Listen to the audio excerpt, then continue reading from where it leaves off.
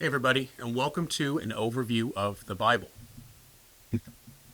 Today you got me back. You won't see me again until the New Testament. Today we're going to wrap up the end of the history books. Last week you had Brother Copeland go through the first part of the history, I think it was Joshua, through the end of 2 Kings. And so today I'm going to go through the back and forth here. First and Second Chronicles, Ezra, Nehemiah, and Esther. So it's the end of the history books in this section. After this part, we go into the books of wisdom. You have some poetry, Job, Proverbs, the fun ones right through there. So let's jump into it a bit here. So we're going to look at First and Second Chronicles. I'm going to look at First and Second Chronicles as almost one study. They correlate together. First and Second Chronicles overlaps with Kings and Samuel and a lot of these. It tells the same stories, but it tells them in a little different point of view. Originally in the manuscripts, First and Second Chronicles was one continuous story all the way through. When they put them together, they split it, and so you have First Chronicles and Second Chronicles now. But when you read them, if you read it all the way through, it makes a little bit more sense. Besides taking that break and jumping into Second Chronicles. So we pull up my first slide here.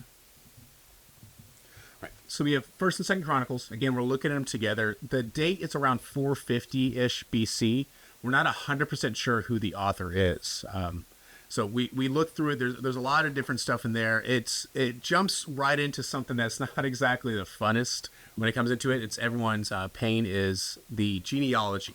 So for about 9 chapters, it goes through the genealogy from Adam all the way through to David, and it focuses on different areas of the genealogies. Yeah. So with that, the reason for that is if you're looking at this, so Chronicles is an interesting book in how it's kind of structured and why it's put into the Bible.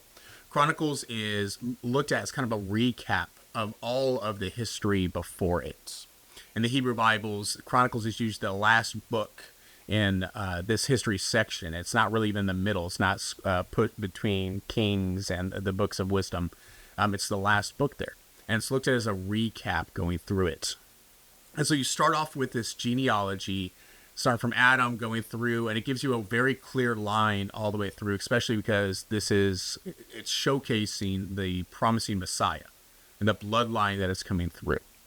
And so you go from that, and then you have a small section that jumps in chapter 10 about you go through Saul's failures and how Saul kind of messes up. And that's really used as a bridge more to get to David's reign. Now, Chronicles covers David quite a bit differently than you see it anywhere else in the Bible.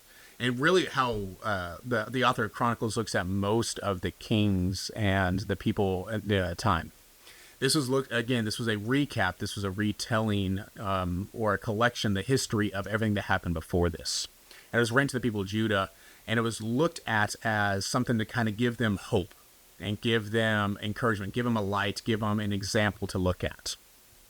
So when he talks about David in here, he talks about David in a very positive light. And it's not looked at all the things with the mistakes, the murder, the failures, all these different things that David did that we know about is not mentioned in there. He's looked at very highly. He's looked at it in a very good way. Now, he's not trying to hide it because the author of Chronicles references back to Kings and to Samuel in these different books. They had those writings. They knew what was going on. There's a time difference there between them. So they had all this information. So he wasn't hiding anything from people, but he was showcasing the possibilities of what it meant to be a good king. He spends a lot of time with David talking about his preparations for the table, getting the ark, the tabernacle table, getting the ark back to the tabernacle, getting the resources, the preparation, everything together for that. He goes through quite a bit with that. Really, the first Chronicles, you really go through a lot of David's reign, the preparation, the planning, a lot of planning. Setting up leaders and worship systems and all these different things to get that people ready for Second Chronicles. And Second Chronicles is where Solomon kind of steps in, and Solomon starts to build the temple. And this is where we get a lot of different stories that we hear from.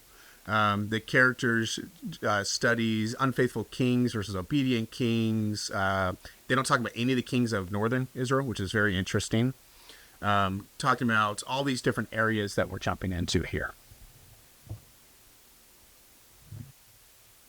So Chronicle goes through the kings of Judah, goes through quite a few of these different things, and then it gets to another fall of Jerusalem at the end of Chronicles. So Chronicles kind of ends with a little bit of a cliffhanger, kind of an incomplete thought almost when you get into it, especially the last sentence in Chronicles. But it's looked at as this up and down, as we see through most of the Old Testament, even in the New Testament. It's a lot of this rising up, going to the pinnacle of what they can be, and then falling back down as they worship idols or fall back into it. And so First and Second Chronicles looks at the best that it can be with these kings, but still shows the rise and the fall. And Chronicles ends with Babylon destroys Jerusalem and the temple, and the people are exiled for another 70 years. And it sets us up as we move into Ezra and then to Nehemiah. And let's jump into that. So let's jump into Ezra and Nehemiah here. So Ezra and Nehemiah, I'm going to kind of read them together.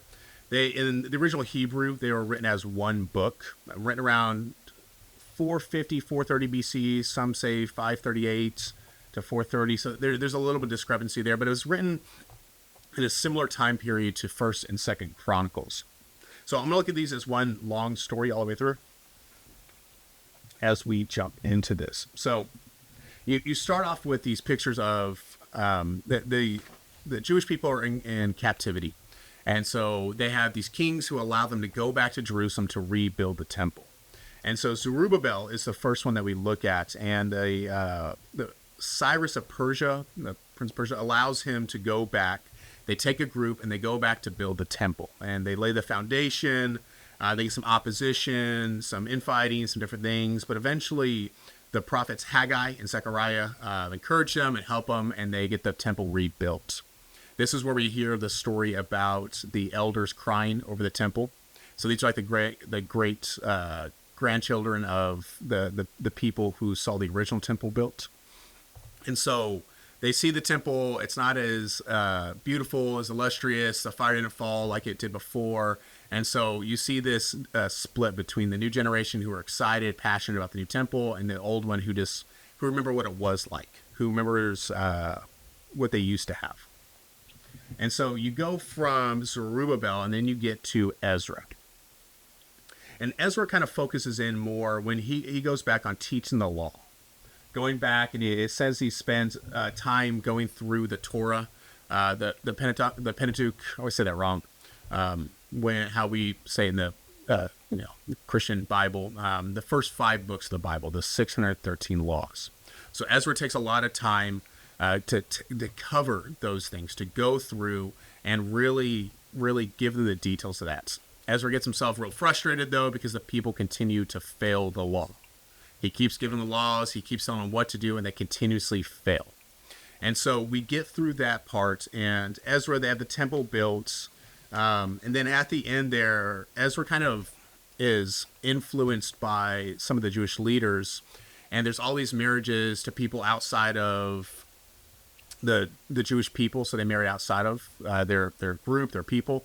And so he makes people get divorces, and he splits all these people up and all these different things, which is not something that God teaches, right? So in the Torah and so like that, and throughout the teachings and the laws they had, it was divorce was looked at as a bad thing. And so Ezra is kind of pressured by this outside thing, kind of acts, and it kind of ends there. And we don't get a lot of completion through the story of Ezra. We get the temple rebuilt, kind of up and down, some failures. And then we get to Nehemiah. Make sure I got my notes here in front of me. So Nehemiah was a cupbearer of the king there. You'll see, where is he at? Yeah, Zerubbabel, and then we have the king. I can't quite say his name. Artaxerxes. I believe that's how you say it properly. But Nehemiah is sent back to go and kind of inspect Israel and see what's going on. And this is where we get where Nehemiah is going to rebuild the law. And so Ezra's still around at this time. They're still helping them. They face strong opposition. Nehemiah has people, other tribes of Israel, try to come to help. They get some infighting going back and forth. And it just there's a lot of up and downs with these people trying to do the best they can. They try to follow the law. They go up, they go down. The temple's neglected. He keeps seeing that people are working on the Sabbath. He gets super angry and starts kind of beating people up. And that this is Nehemiah that I'm talking about. And Nehemiah goes through, and it's this kind of time of spiritual renewal, but also people failing and falling back. And so we go up and down, up and down, up and down like this. The temple's rebuilt, but people are failing. People are going back and forth. And it's this continuous thing that we see through all of the Old Testament, which is, here's the rules, here's the law. And then people say, okay, I got it. And then they continuously fall and fail and go back and end up going back into persecution or subjection or falling underneath another king until they again get delivered, come up, find the law, and then they fall back down.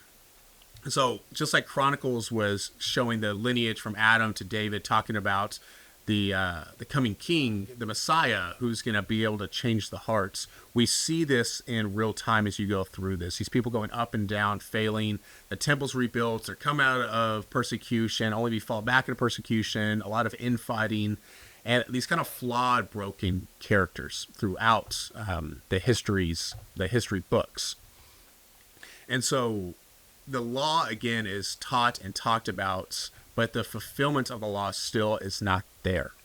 And so the people, these prophets, are doing what they can. They're frustrated, they're angry, but the fulfillment of that law, which we know is Jesus when he comes, when he releases his spirit, and you get the Holy Spirit that comes through, and the Holy Ghost washes out, that's where you get the fulfillment of those laws, where the heart of the law is fulfilled, and not just the rule of the law. And so Nehemiah ends there. So we have 1st and 2nd Chronicles, Ezra and Nehemiah, and then now we're going to get into Esther. So Esther is a very interesting story. We don't know who wrote it. It's written around 446, 435 BC. Esther is a very interesting story it's kind of a standalone story a bit. So it doesn't necessarily fall within the histories, but it's lumped in with the histories. You could really take it out and have it stand alone by itself. Esther follows a group of people who are a group of Hebrew people, Jewish people, who were under the Persian emperor King Xerxes at the time. The interesting thing that comes with this, you see this as the influences of God throughout these people's life. They have fallen back. They are in with the Persian king. They aren't necessarily following their rules and the laws that they should. The interesting about Esther is that the word God or God is not mentioned at all through the entire book of Esther. Really, there's not a lot of kind of spiritual stuff mentioned throughout it. You have bravery, you have this boldness, you have some fasting that happens, but there's not much talk about prayer. And the word of God, or God, the word itself, God, is not mentioned at all through Esther. And so Esther picks up with the king, and you'll hear the king itself he's kind of a party king. He drinks a lot. They keep having these banquets. A lot of the story points are focused around these different banquets. So you have the king of Persia. It starts off with him having a big banquet. He has a beautiful wife that he wants to show off for everybody at this banquet, and the wife doesn't come out. So the wife refuses to come out. He gets mad. He banishes the wife, kicks her out of there, and then he needs to have a new wife. So he holds a beauty pageant, basically, and brings Esther in for the beauty pageant. Now, Esther at this time, Esther is a Jewish woman. She hides that Jewish identity when she goes into this beauty pageant, basically. And she gets picked, right? So the king picks her as the new queen, puts her up in charge of the kingdom, puts her as the queen up there. It's a really big position, and he does not know that she is of Jewish descent. So this is where we get introduced to Mordecai. Mordecai is kind of like a father figure to Esther. Some people refer to him as an uncle. He's really a cousin, is what it is, but he's a caregiver of Esther. Now, Mordecai uncovers a plot to assassinate the king. He tells the king tells Esther about the plots, and then Esther tells the king, and Mordecai is written down as the person who helped save the king's life from this potential assassination. Now we have Haman, who is introduced in here as well. Haman's promoted by the king, but he's promoted by the king, and in this promotion, he puts out this decree, or the king puts out the decree, where everybody has to bow down to him as he goes by. Now, Haman's going through the city. Mordecai does not bow down, and so Haman gets super mad about this. Yeah. So Haman puts a decree out that all Jews need to be killed. And he does this roll of the dice where they pick the date that it's going to happen, and they put out this decree. And this is where the story kind of kicks in a little bit more. So Mordecai and Esther get together. They say, hey, there's this plot. We got to do something about this. And this is where we get some powerful lines from Esther. And, she goes through, because she needed to go before the king to tell her, hey, I'm a Jewish, Mordecai or Haman's going to be killing my people, allowing my people to be killed. And I need to put a stop to this. I need to say something. I need to do something about this. But if she goes before the king without being invited, she's put to death, basically. So they get together. There's some fasting. There's the powerful lines in there about, maybe I've been put here for such a time as this. And if I go before the king and I die, so be it. If I die, I die, which is really powerful lines. And those are ones that Esther puts out, or Esther says there. So Esther has these banquets that she's planning on talking to the king about. So Esther hosts one banquet where the king and Mordecai and all these people are there. And she says, hey, the reason we're having this banquet is because I actually want to have a more private banquet with just the two of you. And it's going to be tomorrow. And so she hosts another banquet. And then during that second banquet is when she reveals that, hey, I'm a Jew and you are trying to kill my people. And near this time, it talks about how Haman had built a gallows, is what some people refer to it as. It was really a giant spike that they would put people on. It wasn't, it was kind of messed up, but it was a giant spike that they would put people on. And his idea was to have Mordecai killed on that spike. But they're at this banquet. She reveals to the king that I'm of Jewish descent. He's trying to kill me right here. And so the king ends up killing Haman on the own spike that he was going to kill Mordecai on. And now the big thing shifts here where he's already put forth the decree that the Jews are to be killed, to be wiped out at this time. But he puts out another decree that the Jews can now defend themselves and they can fight back against themselves on this date, to arm themselves and be ready. And so the date comes, and the Jews fight back against those that were basically loyal to Haman, and kill them and kill Haman's family and wipe them out, just like he was trying to do to their whole people through it. The interesting thing through this story is you see a lot of boldness, like I said, a lot of strength, a lot of things, but God's not mentioned at all throughout any of this.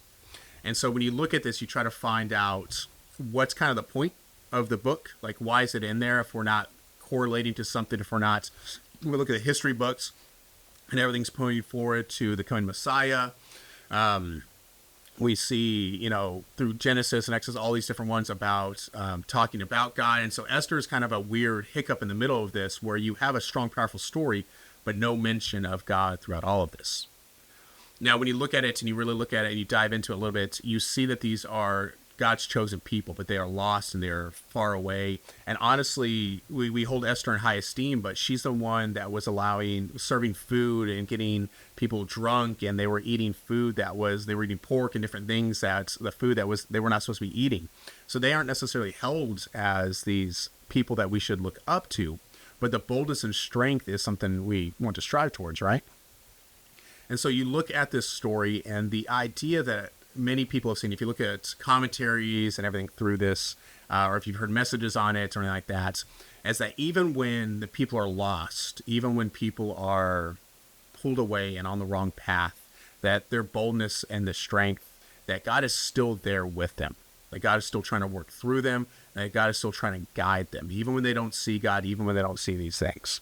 Because the things that happen, they mirror each other, where you have a sharp pivot in the middle of this story from bad to good, where God is changing the heart of the king, where he is allowing for these things to happen so that they can come out on top. And so even when you're lost, even when you're broken, even when you're failing, if you're boldness and you have that little bit of faith in your God, even though it's not mentioned, it shows that God is still working in those areas and those broken spaces. So we'll end there. Up next is going to be the books of wisdom. We'll jump into that next week. You'll see me again later in the New Testament stuff. But until then, I'll see you guys later.